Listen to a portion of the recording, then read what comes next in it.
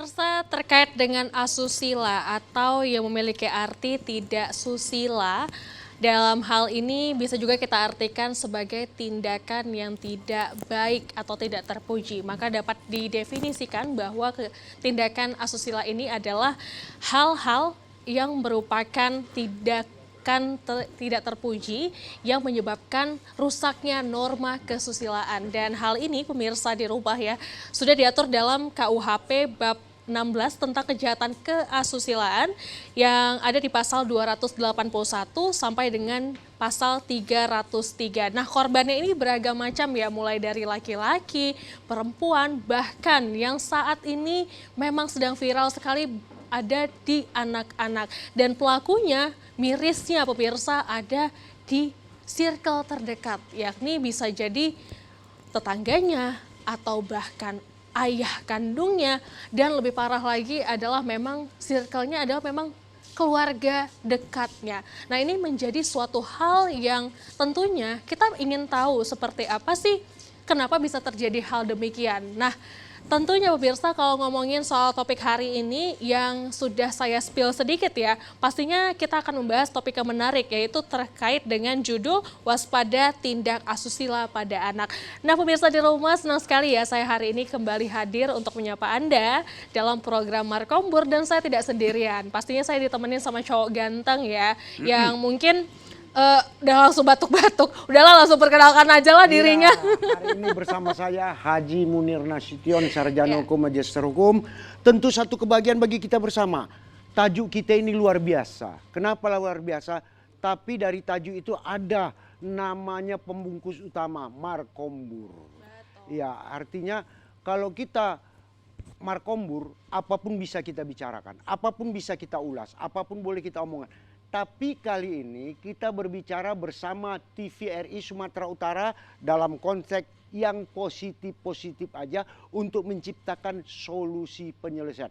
Apakah penyelesaian secara hukum atau secara persuasif kekeluargaan itu internal. Tapi bagi saya kurang sepaham pula kalau udah menyangkut anak-anak, janganlah kekeluargaan ya kan. Karena tak ada, iya apalagi ada pula kemarin penjelasan salah seorang tanda kutip, yaitu bahwasanya ini bukan pemerkosaan. Ini adalah persoalannya yaitu asusila atau perzinahan. Anak-anak dengan dewasa kata-kata perzinahan ini opo ya kan? Mungkin kan itu konteksnya. Dia belum tahu apa itu berzina seperti apa gitu ya, Betul. Jadi intinya pada hari ini kita juga tidak berdua. Ada hal pakar-pakar, karena bertanya itu harus sama pakarnya yang mengerti. Iya, dalam penjelasannya, pencerahannya, secara mindset kita dapat hal yang positif dan tepat sasaran. Yaitu bersama Abang Da yang luar biasa ini, yang ganteng, Abang Da Oka Henry Fadlian Karnain SH, Wakil Ketua LPA Kabupaten Deli Serdang. Kalau dilibas batang dilibas, jangan dilibas batang dikerat-kerat. Kalau sudah memakai lengkap jas, awak pikir yang datang Raffi Ahmad, ya kan? Rupanya Abang Da, Wakil Ketua Lembaga Perlindungan Anak Kabupaten Deli Serdang. Ini luar biasa. Saya kira tadi Abang mau bilang abangnya Raffi Ahmad gitu, makanya tadi Abang Da gitu. Bukan ya ternyata. Kemudian ada lagi ibu kita ini luar biasa. Siapa ini Ibu Marlinda, Magister Psikologi. Ini khusus psikolog, hati-hati. Ibu ini mulai awak bercakap udah tahu dia konotasi awak apa. Terus diklarifikasi, oh ini tipenya begini. Jadi kita diseleksi ya Bang ya, ini dari atas sampai bawah nih diperhatikan gitu ya. Tak begitulah Ibu, kita tak akan menseleksi kita. Tapi kita berbicara hari ini untuk menciptakan solusi. Kalau kata orang, ketam si batang ketam jangan ditebang si batang jati. Kalau udah Ibu komplit pakai seragam hitam, awak pikir yang datang Asanti ya kan. Jadi siapa ini? Kembarannya gitu ya. Iya, kembaran. Inilah dia artinya artis-artis kondang, bintang-bintang tamu kondang hari ini bersama kita untuk menciptakan solusi dan bagaimana masalah ini terbaik, jalur, cara, dan penyelesaiannya. Itu Betul dia. sekali. Dan tentunya dengan topik menarik hari ini yaitu tentang waspada tindak asusila pada anak. Betul. Kita pengen tahu ya sejauh mana sih kasus ini beredar di masyarakat dan seperti apa yang menyebabkan itu terjadi. Dan saya ingin langsung bertanya kepada yang menangani hal Tapi tersebut. kita buat tanda kutip dulu, bukan Kenapa? beredar, terjadi. Terjadi, ya, betul Kenapa? ya. Kalau beredar nanti kesannya legalitasnya Iya, tinggi. iya, Kalau pasti hoax terjadi ya. kan sifatnya ya kan. Betul, Nah, itu dia. betul sekali. Secara Nah, hukumnya kita bicara. Oke, iya, silakan. langsung aja nih Bang Munir, Iya. kita langsung tanya kepada Pak Henry nih terkait dengan apa sebenarnya yang menyebabkan terjadinya tindak asusila, apalagi nih kepada anak, Pak. Silakan, Pak. Ya, terima kasih Mbak. Jadi saya juga senang sekali bisa hadir di sini Amin ya Rabbal memberikan Alhamdulillah. informasi masukan terbaru untuk TVRI Medan untuk program-program kita ini. Nah, jadi pengalaman kita di lapangan itu yang terjadi itu hari ini banyak sekali memang kasus-kasus asusila kepada anak-anak. Nah, yang kita temukan juga di lapangan pelakunya itu juga nggak kita sangka-sangka. Orang terdekat dari korban, kemudian pelakunya itu yang memang seharusnya menjaga, orangnya harusnya mengayomin, malah dia pula pelakunya. Nah, itu sekarang yang kita temukan di lapangan. Jadi kami dari Komnas PA Deli Serdang terus melakukan kegiatan penyuluhan, kemudian kegiatan-kegiatan yang sifatnya edukatif kepada masyarakat umum, kepada masyarakat tentang penyampaian apa yang kira-kira dialamin, apa yang kira-kira yang akan menjadi ancaman ketika seseorang melakukan kejahatan asusila terhadap anak tersebut. Jelas di Undang-Undang Perlindungan Anak itu, Undang-Undang Nomor 14 tahun 2000, Undang-Undang Nomor 35 tahun 2014 menyatakan bahwa anak-anak itu wajib dilindungi. Wajib dilindungi karena ancamannya sangat keras dan pasti memberi efek jera yang sangat luar biasa pada pelakunya. Itu menurut saya. Nah, Pak, di Sumatera Utara khususnya di Deli Serdang sendiri ada berapa kasus yang ditemukan terjadinya tindak susila pada anak ini? Ya, kalau untuk kasus perkara fikse itu ratusan untuk tahun 2023 ini. Kejadian untuk Deli Serdang saja. Wow. Nah, baru-baru juga hitungan kalau yang kita kerjakan, kita pantau, sebulan sekali pasti ada perkara tersebut di Deli Serdang.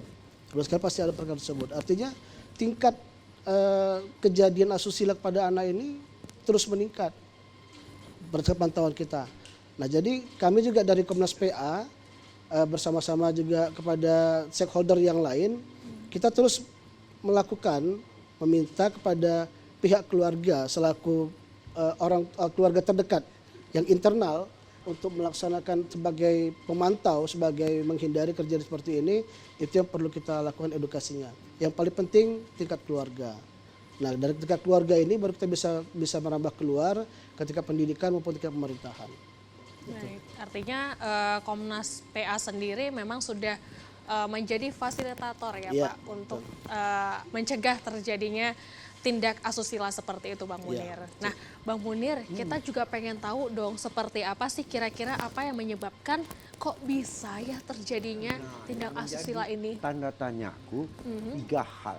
Apa tuh, Bang? Yang pertama, ataukah dalam konteks kehidupan bermasyarakat hal yang namanya edukasi dan religi kurang melekat, Oke. atau memang sistem penerapan undang-undang kita yang tidak ketat atau kurang tegas, atau juga orang-orang yang seharus melindungi yang tidak paham. Kita kan nggak tahu. Betul. Tapi kalau yang melindungi tidak paham nggak mungkin. Alasannya kenapa? Saya lah sebagai seorang ayah, itu anak kandung saya. Waduh, gimana sih mindsetnya kalau sempat itu terjadi? Betul. Gimana nalar kembalikan? Berarti ini ada hal yang berkaitan dengan psikologi. Nah, Kita pas larikan ke sekali. sana. Kita Kita langsung ket-ketkan tanyakan. sedikit. Artinya biar jangan kaku kita. Agak panjang dia, tapi ada duitnya. Tik. Ah, Dan itu langsung dia. dapat poinnya. Iya. Gitu ya, Bang Munir. Nah, langsung aja kita tanya ini rasa penasaran Bang Munir terhadap apakah ini pengaruh dari mana nih sehingga terjadinya tindak asusila pada anak ini sendiri. Ibu, silahkan Ibu. Sebenarnya kalau kita bicara tindak susila ini Ibu. complicated ya Pak ya. Tapi yang seperti Bapak bilang tadi bahwa satu mengenai norma itu udah jelas. Karena kan kalau asusila itu artinya suatu perilaku yang tidak sesuai dengan nilai, norma dan moral. Kan artinya apa? Artinya penanaman nilai dan moral itu memang penting. Nah sekarang memang terinternalisasi enggak? penanaman itu tadi gitu. Misalnya sesuai nggak dengan apa yang dia terima dan dia implementasikan melalui perilaku. Nah kemudian nanti ada pertanyaan yang harusnya melindungi kok malah menabrak. Iya. Nah tentunya suatu kejahatan itu bisa terjadi karena adanya kesempatan. Kesempatan. Jadi pemaham sosialisasi tadi bukan kepada orang tua saja, juga kepada anak-anak kan gitu. Jadi ada perilaku yang boleh dan tidak boleh itu memang prinsip dan itu memang harus kita harus tidak bisa ditawar-tawar lagi. Betul. Misalnya antara hubungan anak perempuan dengan laki-laki, meskipun itu abang, meskipun itu adik, ayah, iya, meskipun itu adik, terutama kali dia harus melindungi dirinya, terutama dalam hal mungkin cara berpakaiannya. Nah, itu harus, karena kita kan tidak bisa membendung informasi nih Pak. Jadi kemungkinan stimulasi itu dari informasi yang ada tadi, kan pengen dicoba. Nah anak-anak tadi kita harus bekali satu yang boleh dan tidak boleh pakaian dipakai dengan yang kita di dalam rumah itu ada lawan jenis misalnya. Kemudian satu hubungan gurauan-gurauan, kata-kata yang tabu dan yang yang pantas. boleh boleh dilakukan dengan yang kita ucapkan pada saat kita berinteraksi. Misalnya berbicara masalah hal-hal yang berkaitan dengan yang menstimulasi hal-hal tertentu. Kalau seandainya udah mengarah ke sana, satu harus misalnya harus menghindar, itu satu. Kedua lagi juga selain hubungan tadi akhirnya kan kita kan menanamkan nilai dan norma tadi di dalam rumah. Seandainya di dalam suatu perilaku hubungan di dalam rumah tangga yang nampak kita kurang pantas, jangan tunggu nanti menegurnya. Langsung. Misalnya keluar dengan sekarang pakainya yang seperti apa, menurut kita itu kurang pantas, masuk nak, tukar pakaianmu. Nah, gitu misalnya. Kemudian hubungan dengan Bapak, misalnya sekarang itu kan misalnya kita dianggap bahwa zamannya kita itu kan generasinya kan beda ya. dengan generasi yang sekarang. Mungkin ada pergeseran antara berinteraksi dengan ke orang tua. Nah menurut kita itu kurang, kita harus bicarakan juga pada anak gitu. Jadi itu tadi memang ada komplit dia. Nilai tetap kita tanamkan, kita ajarkan dia safety terhadap dirinya, hal-hal apa yang bisa disentuh dan tidak disentuh, yang tidak boleh disentuh sama sekali, nah itu harus tahu. Dan kemungkinan yang mengancam keselamatannya, misalnya kalau seandainya dia di rumah sendiri perempuan, kemudian ada abang, ada ayahnya, janganlah kita misalnya membiarkan abang atau ayah saja masuk ke dalam kamarnya, misalnya. Hal-hal yang begini nih, ini yang harus perlu ditanamkan kepada keluarga. Iya. Baik. Jadi luar biasa. Jadi kepada masyarakat Sumatera Utara sekedar ingatan. Terulang dan terulang. Walaupun kita sudah memberikan edukasi dan sosialisasi, tapi terulang. Artinya ada satu diseminasi, ada niat, ada kesempatan. Nah, jadi bagi kita bersama untuk mengantisipasi itu, berikan pengawasan yang ketat, berikan pengawasan yang edukasi, berikan pengawasan secara norma-norma kearifan lokal untuk kita dapat menyelamatkan anak kita. Bukan anak kita perempuan aja, tapi anak kita laki-laki. Bagi kita orang tua, saya hanya mengingatkan agar tidak terjadi pada diri Anda. Ingat, kapasitas Anda adalah pelindung dan pagar berlindung. Lindungilah yang hak untuk Anda lindungi. Jangan Anda sakiti yang akan Anda lindungi. Itu dia yang paling penting. Betul sekali, apalagi anak itu seperti bintang kehidupan. Iya. Seperti lagu yang satu ini yang bakal Iya. dibawain sama teman-teman kita Bang Munir. Jadi, Langsung aja ya. silakan. Hei adikku.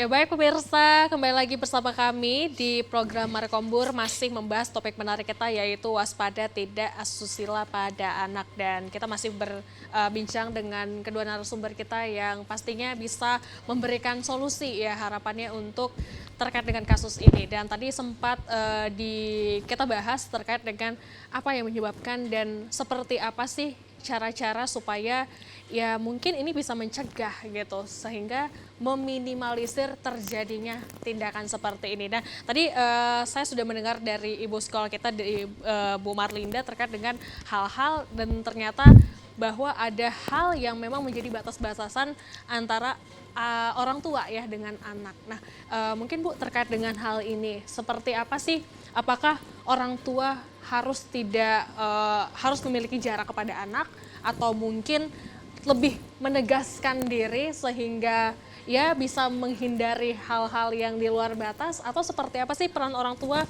untuk tindakan seperti ini? Silakan Bu. Baik. Kalau kita bicara masalah tindakan orang ini preventif ya, itu tadi satu memang kita menghindari hal-hal yang terjadinya yang seperti ini. Biasanya kan kesempatan. Nah, kalau kesempatan ini berarti hindari sendiri. Misalnya kan anak-anak kita di rumah misalnya atau dititip dengan memang lawan jenis di rumah itu kan gitu. Jadi kemungkinan kan lebih tinggi. Kemudian lagi mungkin yang disepakati adalah bagaimana cara kita berinteraksi dengan anak tadi. Gitu, yang antara ayah dengan anak. Hal kalau di usia tertentu kira-kira hal yang boleh dan tidak boleh itu seperti apa, kan gitu. Nah, itu harus kita tegaskan memang. Nah, kemudian lagi juga cara dia dalam menampilkan diri itu juga. Kemudian tonton-tontonan yang memungkinkan mudah distimulasi akhirnya, karena dia juga melihat yang seperti itu akhirnya ada kesempatan dan ada orang yang menstimulasi sehingga menjadi yang tidak diinginkan itu terjadi gitu. Kemudian adakan memang suatu kegiatan lah anak-anak kita. Ya kalau seandainya nggak ada aktivitas, tentu dia apalagi kalau bukan nonton, apalagi kalau bukan mencoba yang dia lihat. Jadi kita juga harus mengatur kegiatan anak kita, kegiatan fisik terutama, karena antara kognitif dan fisik itu harusnya seimbang. Jangan kognitif aja, jangan fisik doang, kan gitu kan. Nah, kemudian lagi kita harus membekali anak kita hal yang boleh disentuh dan tidak disentuh. Kemudian kita juga boleh kita membekali anak juga hati-hati dengan orang asing. Kemudian jangan mudah tergiur dengan pemberian-pemberian tertentu. Kan gitu. Nah, ini bisa terjadi kan tidak serta-merta ya, Pak. Pasti ada prosesnya kan gitu. Pertama kali dia akan melihat anak ini kemungkinannya seperti apa, kemudian mudah dipengaruhi, kan gitu. Dan kemudian juga dia kurang safety. Nah, inilah yang mungkin akan yang kecenderungan terjadi itu lebih tinggi, gitu. Jadi ini semua kita persiapkan. Kemudian bagaimana komunikasi kita dengan anak, sehingga kan kita lihat kejadian-kejadian ini bukan sekali ya, Pak. Nah, ada yang sudah sampai berapa kali baru orang tua tahu, keluarga tahu. Nah, di situ di mana gitu perhatian orang tua terhadap anak. Masa enggak kita lihat perubahan yang terjadi dalam diri anak. Hal-hal yang tidak biasa dia lakukan pasti ada terjadi perubahan. Kan gitu. Entah yang selama ini tidak murung menjadi murung. Mungkin murungnya karena ada tekanan sehingga dia tidak berani untuk bicara. Tapi biasanya kalau hubungan baik antara orang tua dengan anak, orang yang pertama kali dicarinya adalah orang tua. Kalau terjadi sesuatu yang di luar yang pengetahuannya itu ada hal yang kurang baik misalnya. Dan yang baik pun diceritakan biasanya pertama kali adalah dengan orang tua. Nah, artinya intinya hubungan antara orang tua dengan anak ini yang harus diperbaiki. Gitu. Nah, baik, itu kan kalau di internal keluarga. Betul. Ya. Ada satu problem, ini maaf. Saya berani ungkapkan ini karena yang artinya saya meneliti, artinya menelaah, mencoba untuk tidak usah kita sebut inisial, beberapa pelajar kalangan SMP yang kita tanya interview, dari 14 orang yang saya interview yang menyatakan dia sudah pernah melakukan itu 3 orang. Secara persentasi 14, 3 orang melakukan ini persentasi yang besar. Artinya ya. Secara kumulatif. Kemudian secara sikap saya menghentikan ini. Kenapa? Kalau ini kita ungkapkan ke permukaan, berarti ini akan menjadi polemik yang besar terhadap Negara Kesatuan Republik Indonesia. Tentu ada satu pola pikir di sana. Itu kejadian yang selama ini di internal keluarga. Bagaimana kejadian, artinya kejadian di internal yang terungkap. Bagaimana kejadian yang tidak terungkap. Kan ini belum pernah kita lakukan. Sejauh mana pula KPIA ataupun LPA, Lembaga Perlindungan Anak, mengantisipasi ini. Apakah sudah pernah melakukan survei ini? Karena kenapa? Saya pikir boleh disurvei. Selama ini untuk kita menjadi bahan pertimbangan kita apakah secara ulang. Karena kenapa? Saya menilai membukakan sampai saat ini keputusan sudah ada. Katakanlah seseorang si A diponis dengan hukuman sekian sebagai hukuman tambahan kebiri dengan zat kimia. Belum ada eksekusi. Artinya punya hak hukum berkepanjangan. Kemudian seseorang katakanlah pimpinan salah satu santri yang dijatuhi hukuman mati. Toh belum ada eksekusi. Nah, artinya kenapa? Segitu lambatkah proses hukum terhadap kejahatan seksual ini? Bagaimana kalau kita sebagai edukasi, sebagai permohonan daripada lembaga perlindungan anak agar disegerakan? Nah, artinya dia menjalani hak-haknya semua. Sehingga menjadi, katakanlah memang sih untuk mengeksekusi satu kematian bukan hak kita. Betul. Tapi hak prerogatif Allah. Tapi untuk memberikan efek jerah terhadap perbuatan yang demikian luar biasa, ini akan menjadi kejahatan luar biasa nanti kalau kita diami seksual susila ini. Karena terus terang korbannya hampir rata anak-anak. Karena kalau yang dewasa nggak mau dia mengaku. Alasannya kenapa? Aku punya hak untuk melapor. Begitu ditanya berapa umur anak ibu, walaupun orang tuanya melapor 24 tahun, jangan ibu yang melapor, anak ibu mendampingi, kan begitu kan? Biasanya seperti itu. Sekarang kepada Abang Oka, sejauh mana artinya perjuangan lembaga perlindungan anak baik daerah maupun pusat untuk konsekuensi hukum ini dapat dieksekusi secepatnya? Ya. Ini perlu kita tegaskan, karena sampai sekarang ini belum ada eksekusi. Kita juga pengen tahu ya, regulasi yang bahkan, tegas ini seperti apa ya. Bahkan hukuman ketok palu atas hukuman badan pun belum tentu ingkrah karena ada banding, kasasi dan sebagainya. Betul. Silakan Pak Hendri. Jadi memang fenomena di lapangan yang kita temui itu ini kan termasuk dalam bagian yang extraordinary crime katanya. Jadi kejadian yang luar biasa. Nah, jadi kami selaku dari Komnas Perlindungan Anak ketika melihat kondisi lambannya penanganan masalah anak ini, nah untuk mengimbangi pihak aparat penegak hukum, kita akan terus memantau. Kita akan pantau tentang perkara yang selama ini melapor kepada kita, kepada Komnas PA, setelah dipantau, dan kalau bisa kita ikut juga dalam persidangan. Sehingga kita bisa memastikan apakah putusan atau penerapan hukum yang dilakukan pada pelaku itu sesuai atau tidak dengan ancaman hukum yang ada. Karena selama ini emang nggak bisa kita pungkiri kalau memang kita biarkan saja, mungkin aparat penegak hukum mungkin karena banyaknya kasus yang dihadapi, terkesan mungkin tidak fokus gitu untuk menyelesaikan ini. Tapi saya yakin juga dengan adanya undang-undang yang ada ini, aparat penegak hukum juga sudah mulai meningkat, akan fokus lagi untuk bagaimana penanganan terhadap anak ini. Nah, kami dari Komnas PA terus melakukan pemantauan, terus melakukan pendampingan, karena kami memang diminta untuk mendampingi korban agar sampai putusan itu benar-benar dilaksanakan. Nah, sampai hari ini koordinasi kita dengan aparat penegak hukum juga terjalan dengan baik. Kemudian ketika ada perkara-perkara yang berpengaruh dengan anak, banyak juga yang didiskusikan dengan kita tentang bagaimana penerapannya, kira-kira yang pantas seperti apa. Yang pasti kami dari Komnas Anak sangat menolak untuk terjadinya perdamaian ataupun apapun pada kasus asusila ini. Nah, karena ini ancamannya adalah di atas 5 tahun. Nah, kalau di atas 5 tahun tidak dianjurkan untuk restoratif justice.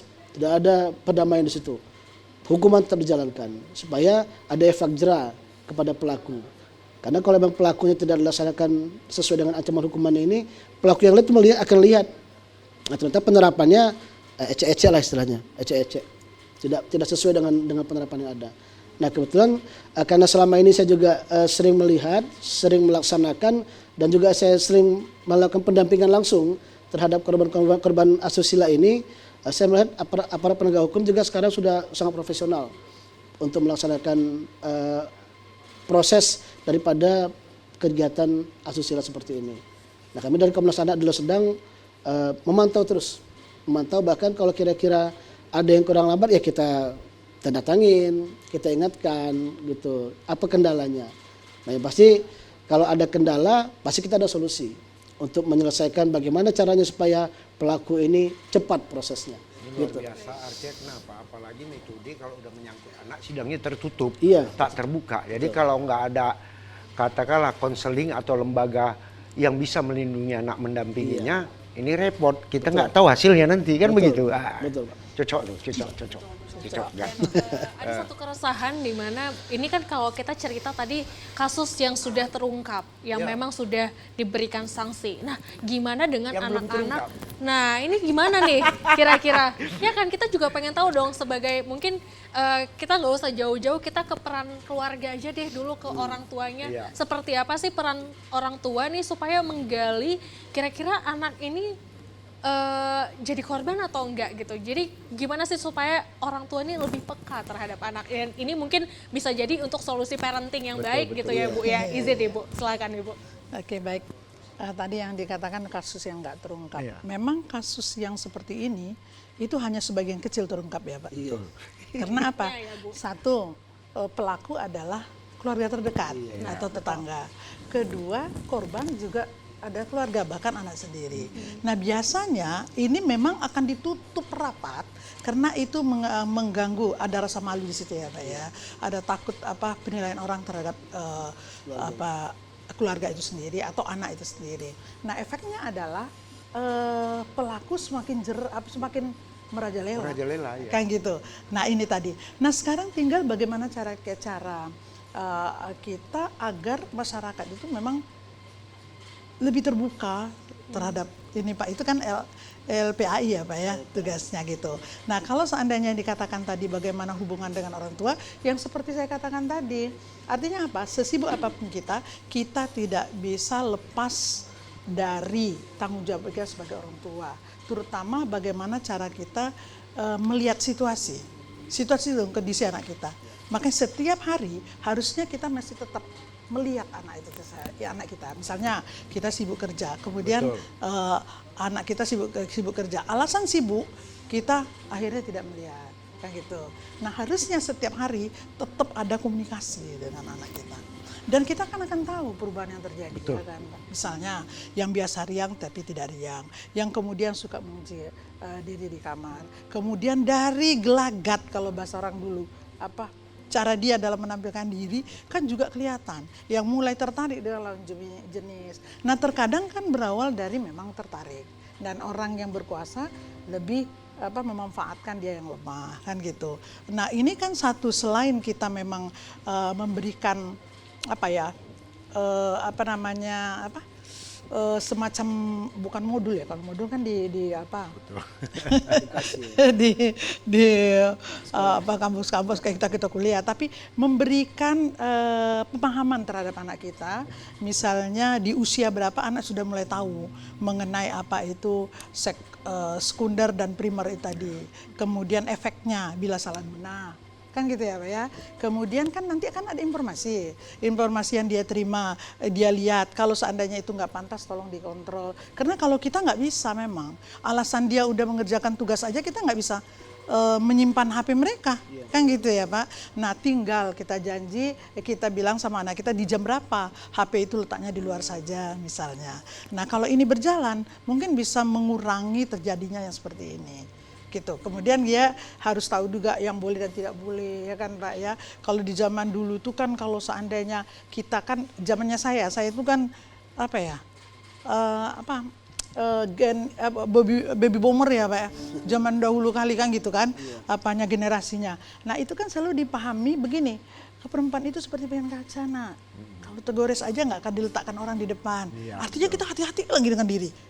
Bahkan dibilang gini lagi nah kalau seandainya sudah bermain kalau bisa kita selalu dalam kondisi beruduk kan gitu ya kan ya segala norma zaman dulu kan jadi kalau sudah kita langsung beruduk. Jadi kalau udah beruduk kan nggak mau kita peserta batal gitu dulu.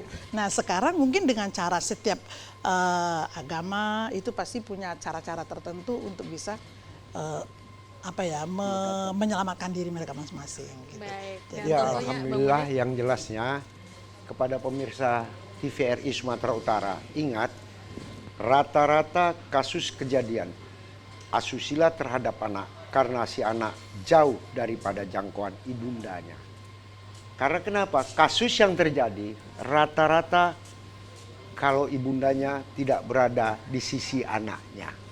Jadi artinya mari kita sama-sama lindungi, mari kita sama-sama antisipasi agar anak kita dalam perlindungan kita dan selamat dari hal yang namanya susila. Tentu pula kalau tetap batang di para-para, jangan diambil batang mentimun. Banyak kali kita berbicara, elok kita dengarkan musik sambil minum. Ya kan? Nah, Oke, silakan Nenek Beben.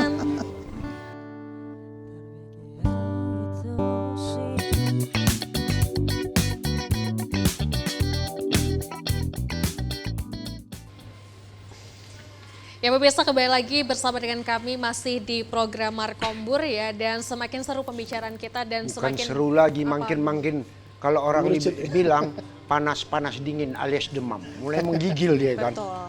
Yang gawat, yang paling menggigil ini yang pelaku-pelaku.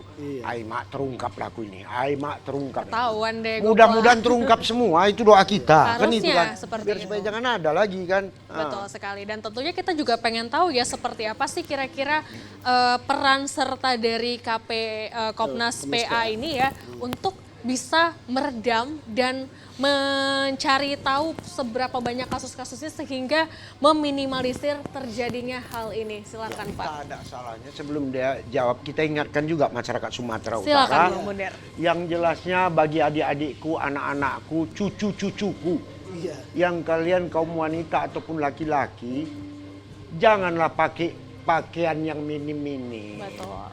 Yang sopan santun sesuai budaya. Sehingga kalian terhindar daripada, katakanlah aku bilang ini istilah Medan aja, agak kejam istilah Medan ini. Otak-otak ngeres yang nggak pakai norma. Jadi itu. Karena kadang-kadang kalau aku kamuflase kan diketahui orang, memang mesti keras ngomongannya ya, ingat ya. Frontal jaga. ya. Frontal aja, harus begitu menyampaikannya. Betul, jadi betul. gaspol istilahnya kan. Mantap. Iya. Itu juga bentuk dari pencegahan ya Iya, Bang Munir. iya. Kita kan menghimbau supaya tidak terjadi Iya, seperti betul. itu. Nah, ini kan sudah terjadi dan kita juga pengen tahu Betul. peran serta dari Komnas PA seperti apa. Silakan ini Bapak. Iya. Ya, jadi kita dari Komnas PA, Komnas Perlindungan Anak, sebagai upaya kita untuk membantu, untuk meminimalisir, untuk menghambat kejadian asusila ini. Kami dari Komnas PA Deli Serdang, Komnas PA selain ada Komnas PA Sumatera Utara, Deli Serdang, kita juga sampai ke kecamatan-kecamatan. Jadi ada kelompok kerja di kecamatan. Nah, kemudian ke depan kita persiapkan lagi kelompok kerja sampai ke desa-desa. Nah, jadi masyarakat sebagai korban bisa langsung melapor kepada kelompok-kelompok kerja yang ada di desa, yang ada di kecamatan, yang ada di kabupaten. Nah, itu upaya dari Komnas PA untuk melindungi, upaya kita untuk mencegah terjadi kejadian seksual seperti ini. Nah, apa yang dilakukan? Ketika korban bisa melapor kepada kelompok kerja kita di desa, di kecamatan, ataupun di Komnas PA di Kabupaten Deli Serdang, korban ketika melapor sama kita, nah di situ kelebihannya kita Pak. Kita bisa langsung lihat pelakunya. Karena kita masyarakat juga beberapa hal yang pernah kita lakukan, udah positif itu pelakunya berdasarkan keterangan dari anak ini. Karena kalau asusila ini kan dia special case, nggak kita tunggu saksinya lagi. Tapi karena dia sudah merasakan apa yang dia rasakan, kita jemput pelakunya, sama-sama kita antar bersama masyarakat ke kantor polisi. Nah, jadi itu kegiatan yang beberapa kali pernah kita lakukan. Nah, ternyata emang di kepolisian juga kalau kita melaporkan, kita harus buat laporan dulu, menunggu data, menunggu saksi dan lain-lain. Cuma karena ini dilaporkan oleh masyarakat, jadi masyarakat langsung yang membawa pelaku itu antar ke Polres, antar ke Polda sebagai pelaku. Tindakannya cepat. Jadi itulah salah satu guna Komnas PA yang selama ini dirasakan oleh masyarakat, dan itu emang sering kita kerjakan. Gitu. Baik. Tapi yang paling indah lagi, saya teringat masalah dana desa dan dana kelurahan, Oke. kabupaten dan kota. Tidak ada salahnya dana itu diberdayakan untuk sosialisasi yang sifatnya perlindungan anak. Sepakat. Kan ya? Betul. Artinya kenapa? Memainkan dia, audiensnya masyarakat semua, hadirkan apa itu dan bagaimana, sehingga kemungkinan terjadinya kejahatan susila minim. kalau masyarakat udah paham semua kan itu kan. Nah, itu dia. Jadi menyeluruh ya Bang Munir ya. Iya, Dan jadi memang massal dia sifatnya. Jadi misalnya narasumbernya dari LPA, Iya. nah, dari pemerintahnya kepolisian, Betul. selaku katakanlah eksekutor atas undang-undang kan begitu. Setuju. Atau kalau perlu dipanggil tokoh agama, Iya. tokoh adat semua turun sebagai narasumber. Tak pala kita, artinya jangan ragu kita mengeluarkan uang untuk masyarakat kita. Iya. Kadang-kadang Setuju, kan apalagi, kalau untuk yang gitu nggak mau dia mengeluarkan anggaran. Tapi kalau untuk bikin acara ini keluar anggaran, ini gaconya kan. Jangan Nggak usah buka sebut-sebut. kartu dong. Nggak, jangan dibilang pokoknya udah tahu lah deh istilah kita. Nah, itu yang kadang-kadang Betul. repotnya di situ ya kan. Betul sekali. Jadi kepala desa, lurah ataupun ya silakan itu aja.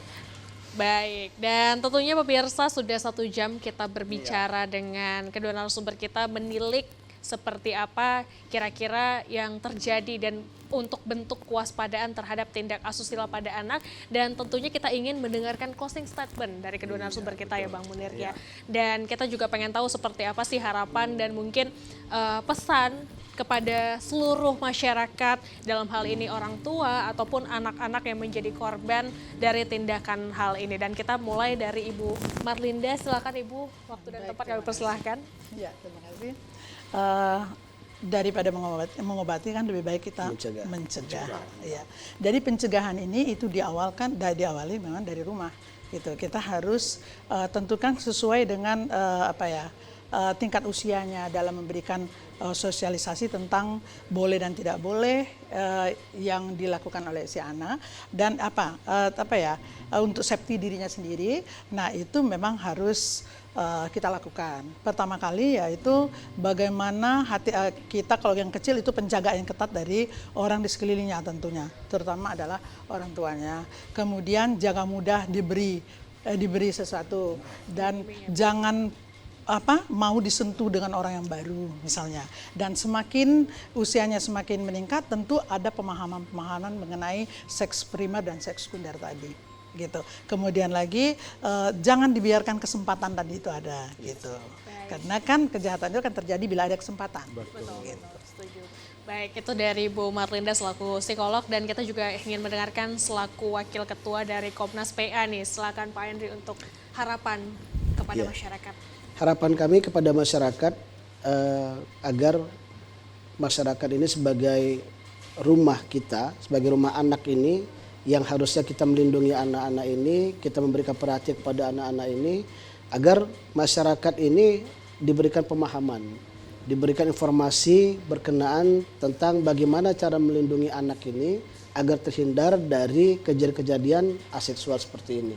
Nah, kami dari LPA juga akan bersama-sama bersama dengan masyarakat dan dengan pemerintah, agar kami juga mengendorse pemerintah agar melalui DPRD kabupaten masing-masing menciptakan undang-undang atau perda tentang kabupaten ramah anak atau kabupaten layak anak, sehingga ketika terjadi ada hal yang berkenaan dengan anak ini, pertanggungjawaban itu memang secara kita bersama-sama, pemerintah, kemudian masyarakat. Kami selaku Komnas PA selaku lembaga independen ini juga akan bersama-sama untuk membantu melaksanakan antisipasi tentang kejadian-kejadian terhadap anak ini. Nah, jadi harapan kami ini adalah tanggung jawab kita bersama. Mudah-mudahan ini bisa kita jalankan untuk hal terbaik anak, karena melindungi anak adalah bela negara. Iya, satu hal yang istimewa kepada masyarakat Sumatera Utara, khususnya bagi anak-anakku, jangan pertontonkan aurat kalian. Jangan saling bersentuhan dengan yang bukan muhrim. Bagi orang tua, lindungi anak kita. Tak ubah kata pantun. Kalau tawas, katakan tawas. Jangan ambil batang di kerat-kerat. Kalau kita sudah ketat melakukan sebagai pengawas, insya Allah kejahatan susila anak kita akan selamat. Baik, luar biasa pembahasan kita pada hari ini terkait dengan topik menarik kita, waspada tindak asusila pada anak, dan kami ucapkan terima kasih kepada kedua narasumber kita yang sudah memberikan edukasi. Tentu. Dan juga bagaimana untuk tindak pencegahan ya supaya tidak terjadi lagi deh Bang Munir terkait Amin, dengan ya Rabbal tindakan Alamin. keasusilaan pada anak ini. Dan akhir kata, saya Ziva Zahrianis dan rekan Dan saya. saya Haji Munir Nasution, Sarjana Hukum Magister Hukum. Ya, kami pamit undur diri dari hadapan Anda dan untuk menutup Alhamdulillah. perjumpaan kita pada Ya. sore hari ini di acara Markompur, kita persembahkan lagu kepada pemirsa di rumah untuk menutup perjumpaan kita. Wassalamualaikum warahmatullahi wabarakatuh. Selamat sore, bye-bye.